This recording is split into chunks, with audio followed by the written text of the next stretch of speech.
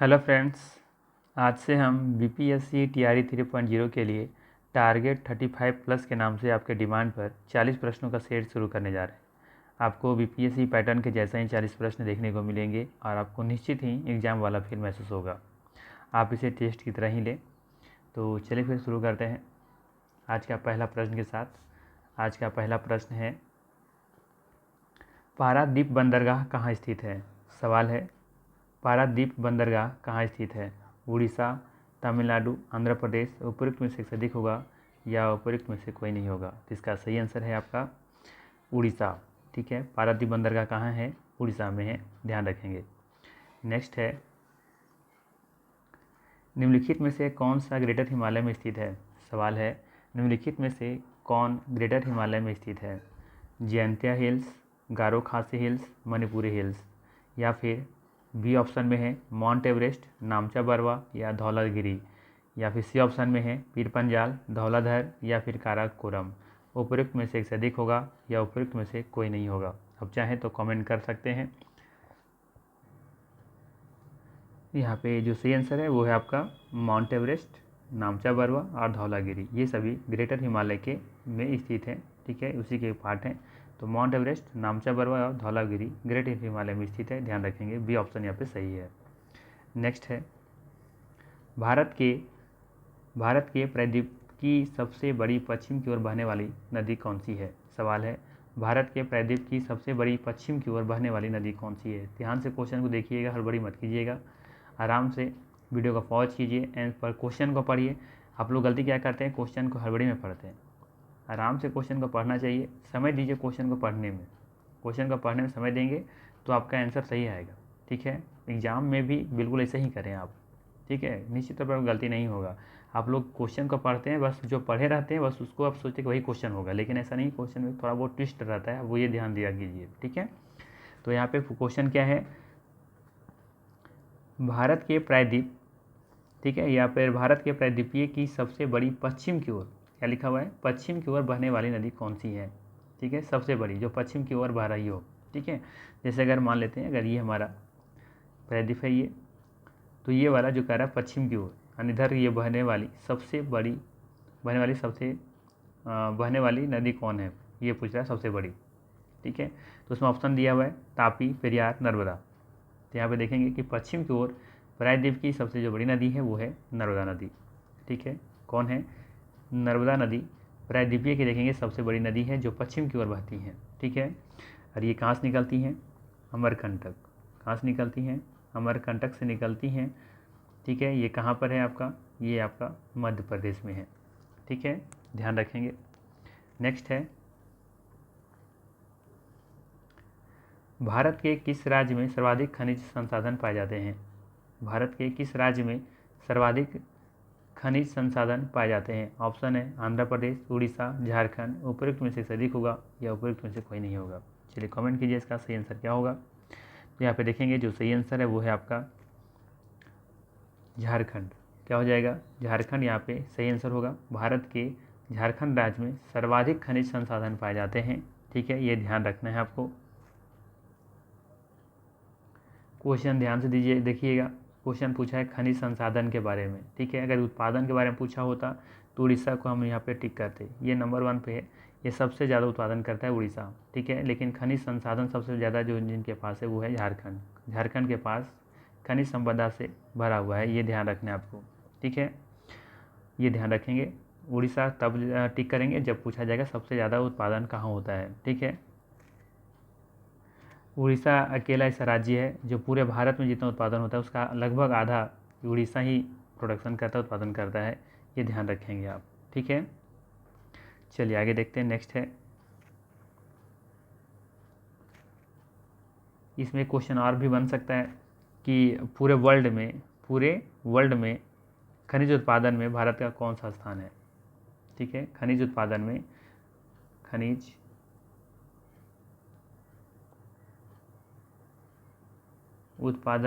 भारत का कौन सा स्थान है? तो ध्यान रखेंगे चौथा स्थान है। ठीक है, ध्यान रखेंगे भारत का स्थान विश्व में चौथे स्थान पर है खनिज उत्पादन में। ध्यान रखेंगे खनिज उत्पादन में चौथे स्थान पर है। चलिए आगे देखते हैं।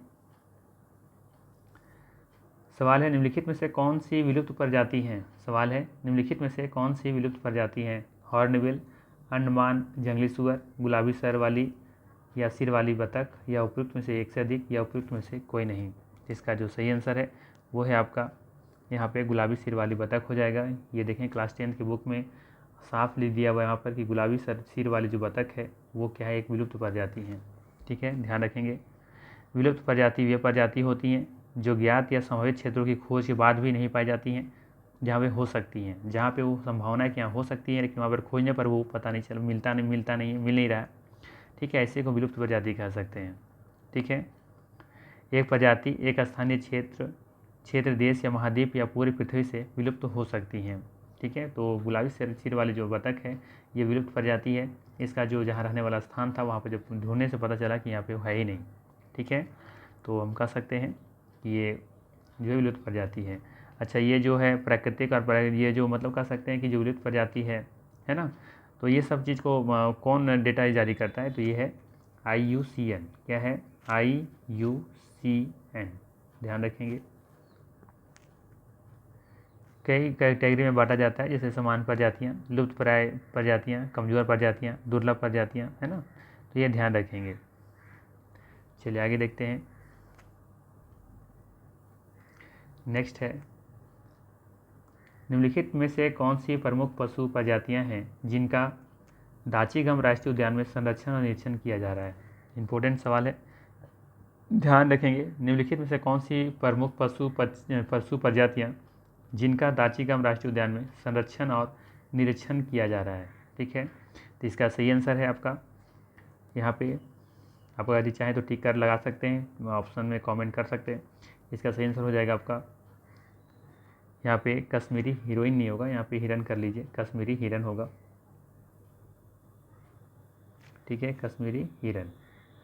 और ये हंगुल और कश्मीरी हिरन जो है वो देखेंगे दाचीगम राष्ट्रीय उद्यान में संरक्षण और निरीक्षण किया जा रहा है। आप मुझे कमेंट करके बताइए कि दाचीगम राष्ट्रीय उद्यान भारत में कहाँ स्थित है, किस राज्य में स्थित है। ठीक है, चलिए नेक्स्ट देखते हैं। सवाल है म्यांमार के साथ भारत के किन राज्यों की सीमा मिलती है। म्यांमार के साथ भारत के किन राज्यों की सीमा मिलती है। ठीक है, तो अगर आपको पता है कि म्यांमार कहाँ है तो आसानी से आप टिक कर सकते हैं कि किसका आंसर कौन सा होगा। ठीक है, जैसे हम जानते हैं कि म्यांमार है वो जो किधर है, पूरब की तरफ है ना। जैसे देखेंगे जो 7 सिस्टर है उसी के पूरब की तरफ आपको देखने को मिलेगा म्यांमार। आप वहाँ से आप टिक कर सकते हैं।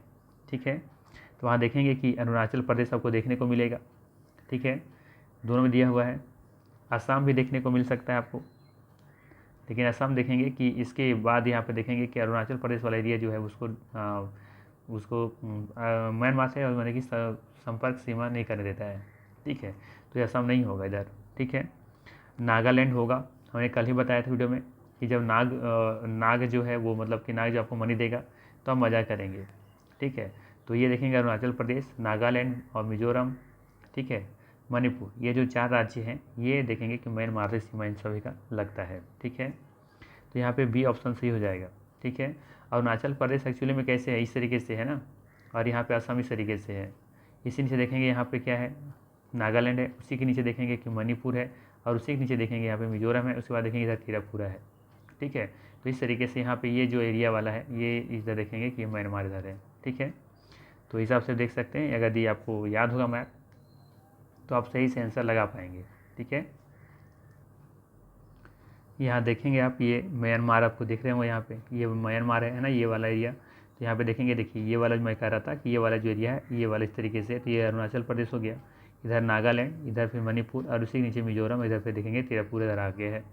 तो यहाँ से देखेंगे कि मिजोरम तक की ये बाउंड्री यहीं तक है इसका। तो मिजोरम, मणिपुर, नागालैंड और ये अरुणाचल प्रदेश, ये 4 राज्यों को देखेंगे कि म्यांमार के साथ लगता है। ठीक है, तो उस हिसाब से देखेंगे कि यहाँ पे बी ऑप्शन क्या है, सही हो जाएगा। ठीक है, 7 का बी। नेक्स्ट है निम्नलिखित में से कौन सा कथन गलत है। अब सवाल पूछा है यहाँ पे, निम्नलिखित में से कौन सा कथन यहाँ पे गलत है। ठीक है, पहला दिया हुआ है सैल लंबे समय तक अपने मूल रूप में नहीं रहती हैं और परिवर्तन से गुजरती हैं। ठीक है, तो ये तो सही है कि अपने मूल अवस्था में नहीं रहती हैं और ये परिवर्तन होती रहती हैं, ये बात सही है, ठीक है ना। आगे देखेंगे कि सेल परिवर्तन अपक्षय, अपर्दन और कायांतरण क्रिया के कारण होता है। तो सेल का जो परिवर्तन होता है, ये बात सही है कि अपक्षय, अपर्दन, कायांतरण, है ना, ये सभी क्रिया की वजह से सेल परिवर्तन होते हैं, ये बिल्कुल बात सही है। तो दोनों यहाँ पे ये भी दोनों सही दिख रहा है। एक और है यहाँ पे कि अग्नय सेल को कायांत्रित सेल में बदला जा सकता है, बिल्कुल बात सही है।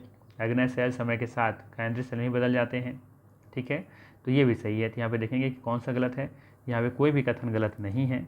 यहाँ पे देखेंगे कि हो जाएगा सही आंसर उपयुक्त में से कोई नहीं, ये ऑप्शन यहाँ पे सही है, क्योंकि तीनों का कथन बिल्कुल यहाँ पे सही है, ठीक है। नेक्स्ट है गंगा नदी के निम्न सहायक नदियों का पूर्व से पश्चिम की ओर का सही क्रम क्या है। सवाल है गंगा नदी के निम्न सहायक नदियों का जो पूर्व से पश्चिम की ओर का सही क्रम बताना आपको क्या होगा। पूर्व से पश्चिम की ओर मतलब इस तरीके से, ठीक है। तो चलिए देखते हैं सही क्रम क्या है। पहला दिया हुआ है घाघरा, फिर गंडक, कोसी, फिर गोमती, कोसी, गंडक, घाघरा। सी ऑप्शन में कोसी, गंडक, घाघरा, गोमती, ठीक है। तो यहाँ से बताइए, आप चाहें तो कमेंट कर सकते हैं कि ये जो गंगा की जो सहायक नदी है वो पूरब से पश्चिम का इसका सही क्रम क्या होगा, ठीक है।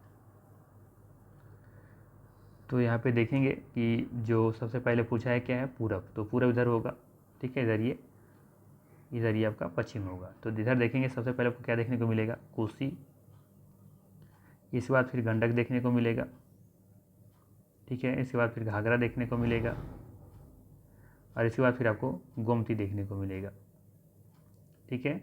ये सभी देखेंगे कोसी, गंडक, घाघरा, फिर ये गोमती। तो पूरब से पश्चिम की ओर पूछा गया है ना, तो यहाँ पे जो सही आंसर होगा वो कौन सा दिख रहा है आपका, कोसी पहले देखने को मिलेगा पूरब में, फिर इसके बाद फिर गंडक, फिर घाघरा, फिर ये गोमती। तो सी ऑप्शन यहाँ पे सही हो जाएगा, ठीक है। तो ये क्रम आपको याद रखना चाहिए। नेक्स्ट है वन्य जीव व्यापार निगरानी नेटवर्क ट्रैफिक किसका संयुक्त कार्यक्रम है। वन्य जीव व्यापार निगरानी नेटवर्क, ठीक है, किसका संयुक्त कार्यक्रम है ये आपको बताना है। WWF और ICUN का है, ठीक है। यहाँ पे थोड़ा सा मिसटाइपिंग है, यहाँ पे होना चाहिए आपका IUCN, ठीक है। नेक्स्ट है IUCN और UNEP या फिर UNEP और WWF का। तो यहाँ पे देखेंगे जो सही आंसर है वो है आपका ऑप्शन नंबर 1, ठीक है। वन्य जीव व्यापार निगरानी नेटवर्क ट्रैफिक जो है वो आपका WWF और IUCN का एक संयुक्त कार्यक्रम है, ठीक है, ध्यान रखेंगे। अगर आपसे कभी IUCN का फुल फॉर्म पूछे तब बताएंगे I for international, U for union, C for conservation of nature, ठीक है। फुल फॉर्म है इसका international union for conservation of nature, ठीक है। WWF का फुल फॉर्म पूछे तो बताएंगे आप world wide fund for nature, क्या बताएंगे, world wide fund for nature, ठीक है। यहाँ पे लिख देता हूँ world wide fund for nature, ठीक है, ध्यान रखेंगे। बाकी आपसे पूछ लिया जाए कभी कि ये ट्रैफिक जो है ये इसका स्थापना कब हुआ था, तो ध्यान रखेंगे 1976 में इसका स्थापना किया गया था, ठीक है। चलिए आगे देखते हैं। नेक्स्ट है फॉकलैंड द्वीप निम्नलिखित में से किस जल निकाय में स्थित है। सवाल है फॉकलैंड जो द्वीप है वो निम्नलिखित में से किस जल निकाय में स्थित है। हिंद महासागर, अटलांटिक महासागर या प्रशांत महासागर। इसका जो सही आंसर है वो है आपका अटलांटिक महासागर, ठीक है। बी ऑप्शन यहाँ पे सही हो जाएगा। ध्यान रखेंगे जो फॉकलैंड द्वीप है वो दक्षिण अटलांटिक महासागर में एक स्थित है ये, ठीक है, ध्यान रखेंगे। नेक्स्ट है चिपको आंदोलन मुख्य रूप से खालिस्तान की रोकथाम से संबंधित था। पेड़ों की कटाई, मृदा अपरदन, पानी की बर्बादी, उपयुक्त में से अधिक होगा या उपयुक्त में से कोई नहीं होगा। तो इसका जो सही आंसर है वो है आपका पेड़ों की कटाई, ठीक है। इनके कर्ता धर्ता कौन थे, इसके संस्थापक कौन थे, तो ये थे सुंदरलाल बहुगुणा। ठीक है, उत्तराखंड से ये घटना संबंधित है, ध्यान रखना है। नेक्स्ट है, निम्न में से कौन सा अभ्रक उत्पादक राज्य नहीं है। सवाल है, निम्न में से कौन सा अभ्रक उत्पादक राज्य नहीं है। ऑप्शन है झारखंड, राजस्थान, कर्नाटक। उपयुक्त में से अधिक होगा या फिर उपयुक्त में से कोई नहीं होगा। तो यहाँ पे देखेंगे जो सही आंसर है ना वो आपका होगा यहाँ पे कर्नाटक। कर्नाटक अभ्रक उत्पादक राज्य नहीं है, बाकी झारखंड और राजस्थान में देखने को मिलता है। साथ साथ में देखेंगे आंध्र प्रदेश में भी आपको अभ्रक मिल सकता है देखने को। ठीक है, साथ साथ में बिहार भी अगर ये ऑप्शन होता तो भी टिक कर सकते थे आप, है ना। गया, नवादा में देखने को मिलता है। ठीक है, चलिए आगे देखते हैं नेक्स्ट क्वेश्चन क्या है। सवाल है, बेरिंग जल डमरू मध्य उथले पानी का एक संकीर्ण खिंचाव है जो जोड़ता है। यानी सिंपल सा क्वेश्चन ये पूछ रहा है आपसे कि बेरिंग जल डमरू मध्य किन दो महासागरों को जोड़ता है। ठीक है, तो यहाँ पे ऑप्शन है प्रशांत महासागर और अटलांटिक महासागर, आर्कटिक महासागर और प्रशांत महासागर, हिंद महासागर और प्रशांत महासागर। उपयुक्त में से अधिक होगा या उपयुक्त में से कोई नहीं होगा। यहाँ देखेंगे जो सही आंसर है वो है आपका बी ऑप्शन, आर्कटिक महासागर और प्रशांत महासागर यहाँ पे सही आंसर हो जाएगा। ठीक है, ध्यान रखेंगे बेरिंग जल डमरू मध्य आर्कटिक महासागर को बेरिंग सागर और प्रशांत महासागर से जोड़ता है, ध्यान रखेंगे। नेक्स्ट है, 5 डिग्री उत्तर और 5 डिग्री दक्षिण अक्षांशों के बीच कौन सी दाब पेटी स्थित है। सवाल है कि 5 डिग्री उत्तर और 5 डिग्री दक्षिण अक्षांशों के बीच कौन सी दाब पेटी उपस्थित है, ये आपको बताना है। ठीक है, जैसे अगर पृथ्वी है और ये हमारा विषुवत रेखा 0 डिग्री, तो यहाँ पे ये 5 डिग्री उत्तर में और 5 डिग्री नीचे, तो ये वाला जो एरिया आपका बनेगा, ये वाला एरिया, ये बताना है कि कौन सी दाब पेटी में स्थित होगा। तो ऑप्शन है आपका ध्रुवीय उच्च दाब पेटी, भूमध्य रेखा निम्न पेटी, उपोष्ण कटिबंधीय उच्च दाब पेटी। उपयुक्त में से अधिक होगा या उपयुक्त में से कोई नहीं होगा। तो यहाँ पर देखेंगे जो सही आंसर है वो है आपका भूमध्य रेखा निम्न दाब पेटी, बी ऑप्शन यहाँ पे सही होगा। ठीक है, क्या हो जाएगा, निम्न दाब पेटी। नेक्स्ट है, भारत के कौन से भाग में लगभग सभी प्रकार की वनस्पतियाँ पाई जाती हैं जो भूमध्य रेखा से ध्रुव की ओर जाने पर मिलती हैं। अगर क्वेश्चन अगर ध्यान से देखेंगे तो आपको आंसर ही मिल जाएगा। ठीक है, लिखा क्या है, भारत के कौन से भाग में लगभग सभी प्रकार की वनस्पतियाँ पाई जाती हैं जो भूमध्य रेखा से ध्रुव की ओर जाने पर मिलती हैं। ठीक है, बात समझ में आ रहा है ना। अगर ये मेरा पृथ्वी है और ये भूमध्य रेखा है, ठीक है, तो भूमध्य रेखा से ध्रुव की ओर हम जा रहे हैं, इधर इस दिशा में जा रहे हैं। ठीक है, इधर जा रहे हैं ना ऊपर की ओर। तो सबसे पहले यहाँ पे देखेंगे कि ये हम नीचे से ऊपर जा रहे हैं, तो नीचे हमारा सबसे नीचे क्या है, तमिलनाडु, और सबसे ऊपर में क्या है, जम्मू कश्मीर। तो हम कहाँ जा रहे हैं, भूमध्य रेखा से ध्रुवों की ओर जा रहे हैं, तो पूछ रहा है सही प्रकार वनस्पतियाँ पाई जाएगी, कहाँ पाई जाएगी, पश्चिमी घाट पर, पूर्वी घाट पर या हिमालय पर। तो हम भूमध्य रेखा की तरफ जा रहे हैं, तो पश्चिमी घाट और पूर्वी घाट तो मिलेगा नहीं, क्या मिलेगा आपको, हिमालय मिलेगा ना। तो ये सही आंसर हो जाएगा यहाँ पे सी ऑप्शन। ठीक है, नेक्स्ट है, बताना निम्नलिखित में से कौन सा कथन गलत है। बताना है आपको कि निम्नलिखित में से कौन सा कथन गलत है। ठीक है, पहला ऑप्शन दिया हुआ है भारत में दक्कन का पठार होना चाहिए, यहाँ पे नवीनतम पठारों का पठार, यहाँ पे थोड़ा सा रुकिएगा, इसको सुधार लेता हूँ। चलिए अब सही हो गया। भारत में दक्कन का पठार नवीनतम पठारों में से एक है। बी ऑप्शन में तिब्बत का पठार विश्व का सबसे ऊंचा पठार है जिसकी समुद्र तल से ऊंचाई 4000 से 6000 मीटर है।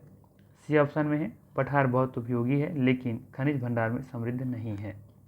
बताना यहाँ पे कौन सा कथन गलत है, उपयुक्त में से एक से अधिक होगा या उपयुक्त में से कोई नहीं होगा।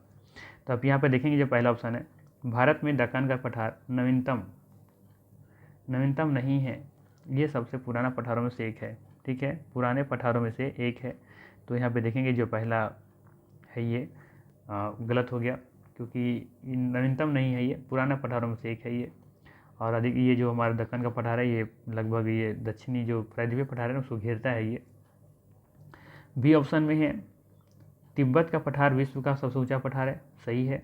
जिसकी समुद्र से तल से ऊंचाई 4000 से 6000 मीटर है, तो ये भी सही है। ठीक है, तो तिब्बत का पठार विश्व का सबसे ऊंचा पठार है जिसकी समुद्र तल से ऊंचाई 4000 से 6000 मीटर के बीच में है, तो ये भी बात यहाँ पे सही है। कथन 2 यहाँ पे सही दिख रहा है, पहला गलत है। सी ऑप्शन में क्या कह रहा है कि पठार बहुत उपयोगी है, बात सही है, लेकिन खनिज भंडार में समृद्ध नहीं है, ये नहीं लिख दिया है। ठीक है, नहीं है। हम जानते हैं कि पठारों में खनिज भंडार के क्या होते हैं, बहुत ज़्यादा समृद्ध होते हैं, प्रचुर मात्रा में मिलता है। ठीक है, तो नहीं जो लिखा है ये गलत है, यानी कि इस हिसाब से फिर ये सी ऑप्शन में गलत हो गया। पूछा है कौन सा गलत कथन गलत है, तो उपयुक्त में से यहाँ पे एक से अधिक जो है वो गलत हो जाएगा। ठीक है, तो यहाँ पे ए और सी गलत है, बी सही है। सही आंसर जो होगा इसका डी ऑप्शन होगा, उपयुक्त में से एक से अधिक यहाँ पे कथन गलत है। चलिए आगे देखते हैं। निम्नलिखित में से कौन सा युग्म गलत है, कौन सा युग्म जो जोड़ा है वो गलत है। पहला दिया हुआ है राउरकेला इस्पात संयंत्र छत्तीसगढ़ में है, भिलाई इस्पात संयंत्र उड़ीसा में है, दुर्गापुर इस्पात संयंत्र जो है वो आपका पश्चिम बंगाल में है। ठीक है, तो देखेंगे जो दुर्गापुर इस्पात संयंत्र है वो पश्चिम बंगाल में है। ठीक है, तो ये तो सही दिख रहा है। ठीक है, भिलाई इस्पात संयंत्र उड़ीसा में नहीं है। ठीक है, ये कहाँ पे है, ये आपका छत्तीसगढ़ में है, जबकि राउरकेला आपका उड़ीसा में होना चाहिए था। ये उल्टा पुल्टा मैच हुआ है यहाँ पे। ठीक है, तो यहाँ पे देखेंगे ये कौन सा युग्म गलत है, तो ये भी गलत है और बी भी गलत है, तो उपयुक्त में से यहाँ पे एक से अधिक यहाँ पे युग्म गलत है, डी ऑप्शन सही हो जाएगा। ठीक है,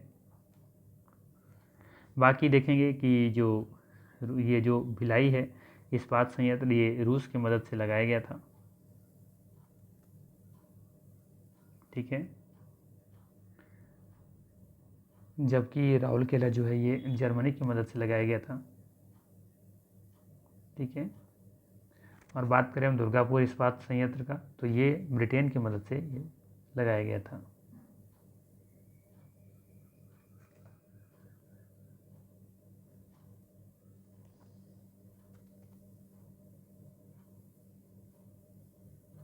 ठीक है, तो यहाँ पे डी ऑप्शन सही हो जाएगा, दो युग्म यहाँ पे गलत है। नेक्स्ट है सतत विकास के लिए निम्नलिखित में से किसका प्रबंध किया जाना है। अगर हम चाहते हैं सतत विकास करना तो हमको किसका प्रबंध करना चाहिए। ठीक है, उद्योग, वनों या संसाधनों को किया जाना चाहिए या उद्योगों को किया जाना चाहिए। उपयुक्त में से अधिक होगा या उपयुक्त में से कोई नहीं होगा। तो यहाँ देखेंगे अगर आप सतत विकास चाहते हैं तो संसाधनों को आपको विकास करना पड़ेगा, उनका प्रबंध करना पड़ेगा। ठीक है, संसाधनों को क्या करना पड़ेगा, प्रबंध करना पड़ेगा यदि आप सतत विकास चाहते हैं तो। ठीक है, तो सी ऑप्शन यहाँ सही है। नेक्स्ट है एल नीनो क्या है। एल नीनो क्या है, ये अटलांटिक महासागर की ठंडी जलधारा है। पेरू की पूरी यहाँ पे पेरू की पूरी तट हो जाएगा। ठीक है, थोड़ा सा चलिए अब सही है। पेरू की पूरी तट की गर्म जलधारा है या फिर पेरू के पश्चिमी तट की गर्म जलधारा है। ठीक है, तो यहाँ पे देखेंगे जो सही आंसर है वो है आपका पेरू की पश्चिमी तट की गर्म जलधारा है। सही ऑप्शन यहाँ पे सी हो जाएगा। ठीक है, और पेरू की राजधानी कहाँ है, लीमा है ना, लीमा ही है ना। चलिए आगे देखते हैं नेक्स्ट क्या है। नेक्स्ट है निम्नलिखित में से कौन सी एक ठंडी महासागरीय जलधारा है। सवाल है कि निम्नलिखित में से कौन सी एक ठंडी महासागरीय जलधारा है। कैनरी जलधारा, ब्राज़ील जलधारा, कुरेशियो जलधारा। ठीक है, तो यहाँ पे देखेंगे जो सही आंसर है वो है आपका कैनरी। कैनरी मतलब क्या होता है, कनकना देना। कनकना मतलब जब ठंडा लगेगा तो कनकनाएंगे ना, तो अपनी भाषा में समझ याद रख सकते हैं। कैनरी जलधारा जो है ये एक ठंडी जलधारा है, महासागरीय जलधारा है। बाकी ब्राज़ील जलधारा और क्रूसियो जलधारा ये गर्म जलधारा है, ध्यान रखेंगे। बाकी आपको कुरेशियो जो जलधारा है इसके बारे में पहले ही मैंने बताया है कि इसे जापानी जलधारा के नाम से भी जानते हैं या फिर ब्लैक जलधारा के नाम से भी इसे जानते हैं। ठीक है, और ये भी एक गर्म जलधारा है, ध्यान रखेंगे। इसी में से एक दो और नाम आता है, जैसे कि एक पूछा जाता है कभी कभी लेब्राडोर क्या है। लेब्राडोर का नाम सुने ही होंगे, है ना, लेब्राडोर। ये याद रखिएगा, ये ठंडी है, ठंडी जलधारा है। जबकि एक नाम आता है गल्फ का, जो कॉमन है सभी, है ना, ये गर्म जलधारा है। चलिए आगे देखते हैं नेक्स्ट क्वेश्चन क्या है। भारत में विशेष आर्थिक क्षेत्र में से एक निम्नलिखित कौन सा है? भारत में विशेष आर्थिक जो होता है ना, स्पेशल इकोनॉमिक जोन SEZ, तो यही है, पूछ रहा है इसमें से कौन, इसमें से एक निम्नलिखित कौन सा है इसमें? अहमदाबाद विशेष आर्थिक क्षेत्र, या फिर चेन्नई विशेष आर्थिक क्षेत्र, या फिर कांडला विशेष आर्थिक क्षेत्र? अच्छा, इससे पहले मैं बता दूं कि ये जो विशेष आर्थिक क्षेत्र है ना, SEZ स्पेशल इकोनॉमिक जोन, ये कब लागू हुआ था, कब पारित किया गया था? ये 2005 में पारित किया, लागू किया, मतलब पारित किया गया था 2005 में।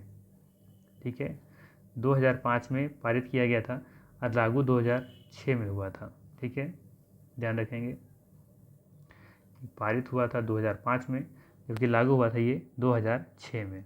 ठीक है, तो यहाँ पे जो सही आंसर है वो है आपका कांडला विशेष आर्थिक क्षेत्र। ठीक है, कांडला विशेष आर्थिक क्षेत्र जो गुजरात में है, सी ऑप्शन यहाँ पे सही हो जाएगा।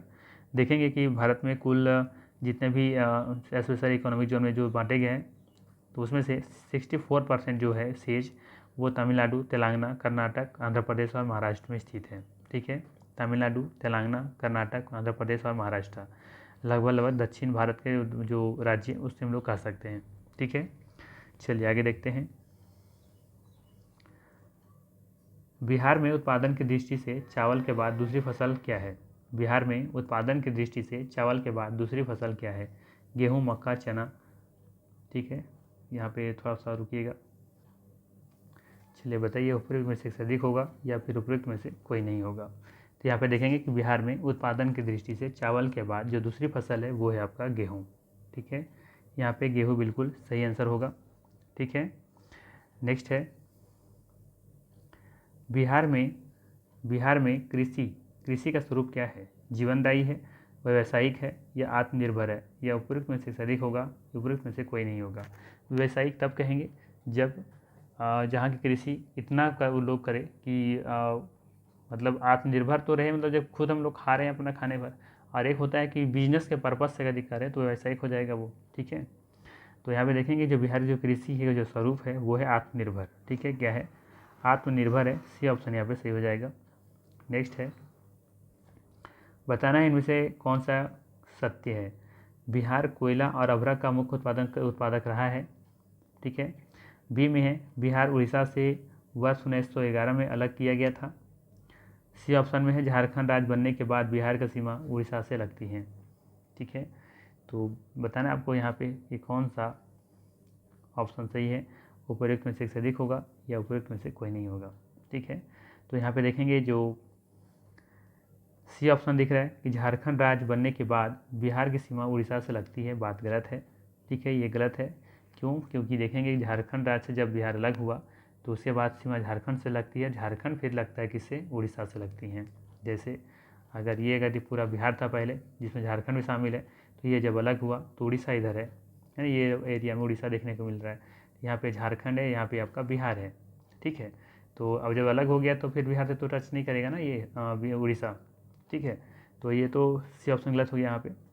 इस बार लिखा है बिहार उड़ीसा से वर्ष 1911 में अलग किया गया था, तो ये 1911 में नहीं, 1936 में अलग किया गया था।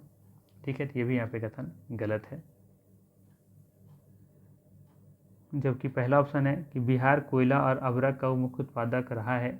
ठीक है, तो ये देखेंगे कि जब झारखंड से अलग नहीं हुआ था तो ये बिहार देखेंगे कोयला अभ्रक का उत्पादन में मुख्य उत्पादक रहा था। लेकिन जब झारखंड से अलग हो गया, झारखंड जो है वो अलग हो गया बिहार से, तो देखेंगे कि फिर ये कोयला और अभ्रक उत्पादक नहीं रहा है। ठीक है, तो ये भी यहाँ पे गलत हो गया। तो यहाँ पे कोई भी सत्य नहीं है, तो यहाँ पर हो जाएगा उपयुक्त में से एक से, अच्छा सत्य बोल रहा है ना कि कौन सा सत्य है, तो यहाँ पे कोई भी सत्य नहीं है, तो उपयुक्त में से कोई नहीं, यहाँ पे सत्य हो जाएगा, ये ऑप्शन सही हो जाएगा। ठीक है, यहाँ पे तीनों में से तीनों गलत है यहाँ। ठीक है, चलिए आगे देखते हैं। देश के कुल खनिज उत्पादन का कितना प्रतिशत बिहार में प्राप्त है? लगभग 36%, लगभग 60%, लगभग 16%। उपयुक्त में से एक से अधिक होगा या उपयुक्त में से कोई नहीं होगा? तो यहाँ पे जो सही आंसर होगा वो होगा आपका ऑप्शन नंबर ई, उपयुक्त में से कोई नहीं। क्या हो जाएगा? उपयुक्त में से कोई नहीं होगा। यहाँ पे देखेंगे कि जो 2019-20 का जो डेटा है, इंडियन माइंस ब्यूरो रिपोर्ट, 2019-20 का, उसमें देखेंगे कि जो रिपोर्ट में दिया हुआ है 3%, कितना 3% का उत्पादन करता है बिहार। ठीक है, ये ध्यान रखेंगे। नेक्स्ट है, देश में कच्चे तांबे के उत्पादन में बिहार का क्या स्थान है? पहला, दूसरा, तीसरा, उपरोक्त में से अधिक होगा या उपरोक्त में से कोई नहीं होगा? तो यहाँ पे देखेंगे जो सही आंसर है वो है आपका दूसरा। ठीक है, देश में कच्चे तांबे का जो उत्पादन में देखेंगे कि जो बिहार का स्थान है वो है दूसरा स्थान। ठीक है, नेक्स्ट है, निम्न में कौन सा खनिज बिहार में मिलते हैं? कोयला, लोहा, पेट्रोलियम। उपरोक्त में से एक से अधिक होगा या उपरोक्त में से कोई नहीं होगा? तो यहाँ पे देखेंगे जो सही आंसर है वो है आपका, बिहार में आपको कोयला देखने को मिलेगा, लोहा देखने को मिलेगा, पेट्रोलियम नहीं मिलता है। ठीक है, तो ए और बी यहाँ पे देखने को मिलते हैं, तो डी ऑप्शन यहाँ सही हो जाएगा, उपयुक्त में से एक से अधिक सही आंसर होगा यहाँ पे। नेक्स्ट है, थॉर्नवेट की योजना के अनुसार पूर्वी बिहार की जलवायु किस प्रकार की है? सवाल है, थॉर्नवेट की योजना के अनुसार पूर्वी बिहार की जलवायु किस प्रकार की है? तो ये है C2 प्रकार की, ध्यान रखेंगे, C2 प्रकार की है पूर्वी बिहार की जलवायु। ठीक है, थॉर्नवेट योजना के अनुसार, ध्यान रखेंगे। नेक्स्ट है,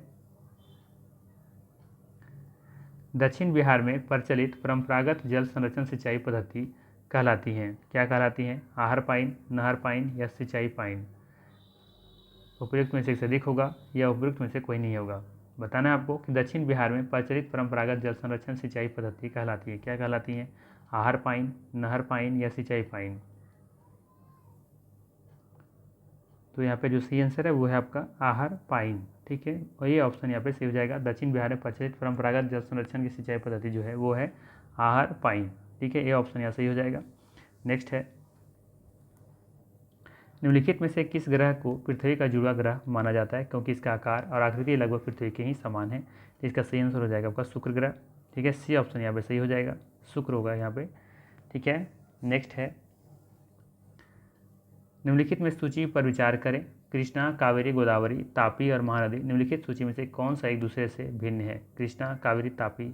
उपयुक्त में से अधिक होगा या उपयुक्त में से कोई नहीं होगा? तो यहाँ पे देखेंगे कि कृष्णा और कावेरी जो है, ये दोनों कृष्णा और कावेरी देखेंगे, ये जो है ये आपका पूरब की दिशा में बहती है, जबकि तापी है ये पश्चिम दिशा की ओर बहती हैं। तो यहाँ पे देखेंगे कि कौन से दूसरे से भिन्न है, तो यहाँ पे सी जो है वो ऊपर दोनों से भिन्न है। ठीक है, तो सी ऑप्शन यहाँ पे सही हो जाएगा। नेक्स्ट है, निम्नलिखित में से कौन सा कथन सत्य है? पहला है, ये वे स्थान जो ग्रीनविच या ग्रीनविच होना चाहिए के पश्चिम में है, वे स्थान जो ग्रीनविच के पश्चिम में है उनका समय ग्रीनविच समय से आगे होगा तथा जो स्थान पूरब में है उनका स्थान पीछे होगा। बी ऑप्शन में है, पृथ्वी पश्चिम से पूरब की ओर चक्कर लगाती हैं, और सी ऑप्शन तो कुछ है ही नहीं यहाँ पे, तो ये क्वेश्चन अधूरा है। ठीक है, तो इस क्वेश्चन को छोड़ देते हैं, और वैसे ऑप्शन ए और बी को थोड़ा सा यहाँ डिस्कस कर लेते हैं कि क्या होगा। ठीक है, जिसे लिखा है यहाँ पे कि वे स्थान जो ग्रीनविच के पश्चिम में है उनका समय ग्रीनविच समय से आगे होगा। ठीक है, तो कहने का मतलब ये है कि अगर मान लेते हैं कुछ इस तरीके से हमारा पृथ्वी होगा, ठीक है, और ये कह रहा है कि ये ग्रीनविच मान लेते हैं, तो वे स्थान जो ग्रीनविच के पश्चिम में है यानी कि इधर है, ठीक है, उनका समय ग्रीनविच समय से आगे होगा, नहीं आगे नहीं पीछे होता है। हम अगर इधर होता पूरब की तरफ होता तो समय आगे होता, और जो स्थान पूरब में है जो पूरब में उसका स्थान पीछे होगा, यानी कि उल्टा कह दिया है, तो ये कथन गलत हो जाएगा। ठीक है, ये कथन यहाँ पे उल्टा कह रहा है, तो ये गलत है। पृथ्वी पश्चिम से पूरब की ओर चक्कर लगाती है, तो ये सही है, तो यहाँ पे बी सही है और ये कथन यहाँ पे गलत है। ठीक है, बाकी इस क्वेश्चन के बारे में डिस्कस ज़्यादा नहीं करेंगे क्योंकि क्वेश्चन अधूरा है। नेक्स्ट है, कथन ए बी सी में दी गई विशेषताएं किससे संबंधित है? इसका ऊपरी भाग मेज के समान सपाट होता है, इसके एक या एक से अधिक किनारे होते हैं जिनके ढाल खड़े होते हैं, इनमें से अधिक इनमें खनिजों की प्रचुरता होती है। ठीक है, क्या है ये? पर्वत है, पठार है, घाटी है? तो इसका जो सही आंसर है वो है आपका पठार। ठीक है, ये पठार का खासियत है कि ऊपरी जो भाग देखेंगे वो मेज के समान है, कुछ इस तरीके से होता है। ठीक है, और इसके एक से अधिक किनारे होते हैं, तो देखेंगे कि इसमें जब जो पठार होते हैं उससे देखेंगे इससे अधिक किनारे होते हैं, तो बात सही है। जिनके ढाल खड़े होते हैं, तो देखोगे ये जो ढाल होता है ना, ये खड़ा टाइप का होता है इस तरीके से, तो ये सही है। और इनमें खनिजों की प्रचुरता होती है, तो ऊपर वाले शायद कोई क्वेश्चन था, वहाँ भी हम लोगों ने देखा था कि इसमें जो होता है ये खनिजों की इसमें प्रचुरता होती है, तो सी ऑप्शन भी यहाँ पे सही है। हाँ मतलब सी नहीं है, मतलब यहाँ पे कैसे तीनों कथन ये जो कहा जा रहा है ये पठार के बारे में कहा जा रहा है, बी ऑप्शन सही हो जाएगा यहाँ पे। नेक्स्ट है, निम्नलिखित में से कौन सा कथन सही है? शीतोष्ण पर्णपाती वन मानसूनी वन होते हैं। दूसरा ऑप्शन है, भारत के अधिकतर भागों में उष्णकटिबंधीय पर्णपाती वन पाए जाते हैं। दृढ़ काष्ठ वृक्ष जो होते हैं रोजवुड और आबनू शीतोष्ण सदाबहार वनों के में पाए जाते हैं। उपरोक्त में से अधिक होगा या उपरोक्त में से कोई नहीं होगा। तो यहाँ पे देखेंगे जो कथन सही है ये है कि भारत के अधिकतर भागों में उष्णकटिबंधीय पर्णपाती वन पाए जाते हैं। तो देखेंगे पूरा प्रायद्वीपीय पठार वाला जो हिस्सा है वहाँ पे आपको देखने को मिलेगा उष्णकटिबंधीय पर्णपाती वन। ठीक है, तो यहाँ पे 2 ऑप्शन सही हो जाएगा। नेक्स्ट है, निम्नलिखित में से कौन सा कथन भूमध्य सागरीय वनस्पति के संदर्भ में सही है? ए ऑप्शन में यह केवल यूरोप, अफ्रीका एवं एशिया के भूमध्य सागर के समीप वाले प्रदेशों में पाई जाती हैं। बी ऑप्शन में इन क्षेत्रों में आमतौर पर संतरा, अंजीर व अंगूर जैसे नींबू सिट्रस के फल पैदा किए जाते हैं। यहाँ वन्य जीव कम है। उपरोक्त में से अधिक होगा या उपरोक्त में से कोई नहीं होगा। तो यहाँ पे देखेंगे जो पहला ऑप्शन दिया है यह केवल लगा दिया है, जिसकी वजह से ये गलत है। इन क्षेत्रों में आमतौर पर संतरा, जंजीर और अंगूर जैसे नींबू सिट्रस के फल पैदा किए जाते हैं, तो ये भी सही है। यहाँ वन्य जीव कम है, ये भी बात यहाँ पे सही है। तो बी और सी यहाँ पे देखेंगे सही है, यानी कि पूछा क्या है संदर्भ सही है, तो यहाँ पे उपरोक्त में से एक से अधिक यहाँ पे सही हो जाएगा। डी ऑप्शन यहाँ पे सही है। ठीक है, यहाँ पे देखेंगे जो सी ऑप्शन में सही ऑप्शन में दिया है कि यहाँ वन जीव कम, जीवन कम है। इसका कारण देखेंगे कि भूमध्य सागरीय क्षेत्र के लोगों ने कृषि के विस्तार के लिए प्राकृतिक वनस्पति का उन्मूलन कर दिया है, क्योंकि भूमि अपनी प्राकृतिक वनस्पति से रहित है, इसलिए इस क्षेत्र में कोई वन जीव नहीं पाया जाता है। ठीक है, तो यहाँ पे डी ऑप्शन सही हो जाएगा। नेक्स्ट है,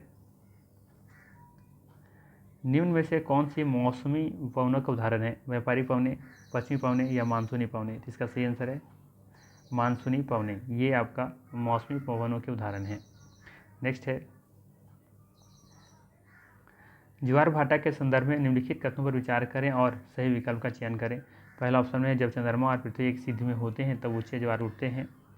जब सूर्य और पृथ्वी का गुरुत्वाकर्षण बल विपरीत दिशाओं से महासागरीय जल पर पड़ता है तब निम्नतम ज्वार भाटा होता है। सी ऑप्शन में है उच्च ज्वार को लघु ज्वार भाटा कहते हैं। तो यहाँ पे उच्च ज्वार को लघु ज्वार भाटा कहते हैं, ये गलत है। ठीक है, उच्च ज्वार को लघु ज्वार भाटा नहीं कहते हैं, बृहद ज्वार भाटा कहते हैं। बाकी यहाँ पे जो ऑप्शन है जब चंद्रमा पृथ्वी एक सीध में होते हैं तब ऊंचे ज्वार उठते हैं, तो ये सही है। जब सूर्य और पृथ्वी के गुरुत्वाकर्षण बल विपरीत दिशाओं से महासागरीय जल पर पड़ता है तब न्यूनतम ज्वार भाटा होता है, तो ये भी सही है। ए और बी यहाँ पे सही हो जाएगा, तो उपयुक्त में से यहाँ पे अधिक सही है। नेक्स्ट है 39 नंबर, परंपरागत तरीके से घने जंगलों, गर्म व ठंडे रेगिस्तानों में आखेट संग्रहण, स्थानांतरित कृषि व ऋतु प्रवास हेतु लोग बनाते हैं। क्या बनाते हैं? अस्थायी बस्तियाँ बनाते हैं। यहाँ पे दूसरा ऑप्शन सही हो जाएगा। नेक्स्ट है, और आज का अंतिम प्रश्न है, गेहूं की फसल के संदर्भ में निम्न कथनों पर विचार कीजिए तथा सही विकल्प का चयन कीजिए। पहला है, इसे सुनहरा रेशा के रूप में जाना जाता है। तो गेहूं की फसल को हम लोग सुनहरा रेशा नहीं कहते हैं। ठीक है, तो ये गलत है। सुनहरा रेशा या गोल्डन फाइबर हम लोग जूट को कहते हैं। ठीक है, जूट को सुनहरा रेशा या गोल्डन फाइबर कहा जाता है, तो ये गलत हो गया। ठीक है, बी ऑप्शन में देखेंगे, इसे वर्धन काल में मध्यम तापमान और वर्षा की आवश्यकता होती है, तो ये बात सही है। सी में कहा गया है कि इसका विकास काली मृदा में अच्छा होता है। ठीक है, क्या लिखा गया है? इसका विकास काली मृदा में अच्छा होता है, तो ये भी गलत है। इसका विकास दोमट मिट्टी होता है ना, दोमट मिट्टी, तो उसमें इसकी अच्छी खेती होती है। ठीक है, तो यहाँ पे सी भी गलत है। तो देखेंगे कि यहाँ पे कौन सा पूछा है कि इससे विकल्प है, तो विकल्प नंबर सिर्फ यहाँ पे सही दिख रहा है, बी ऑप्शन। तो बी यहाँ पे सिर्फ सही है, बाकी यहाँ पे गलत है। ठीक है, तो ये थे मोस्ट इम्पोर्टेंट 40 MCQ जो आपके एग्ज़ाम में आने की संभावना है। बाकी फिर हम लोग मिलते हैं नेक्स्ट वीडियो में। आप वीडियो अच्छा लगा तो लाइक ज़रूर कर दीजिएगा, बाकी अपने दोस्तों के साथ शेयर जरूर कीजिए। ठीक है, थैंक यू।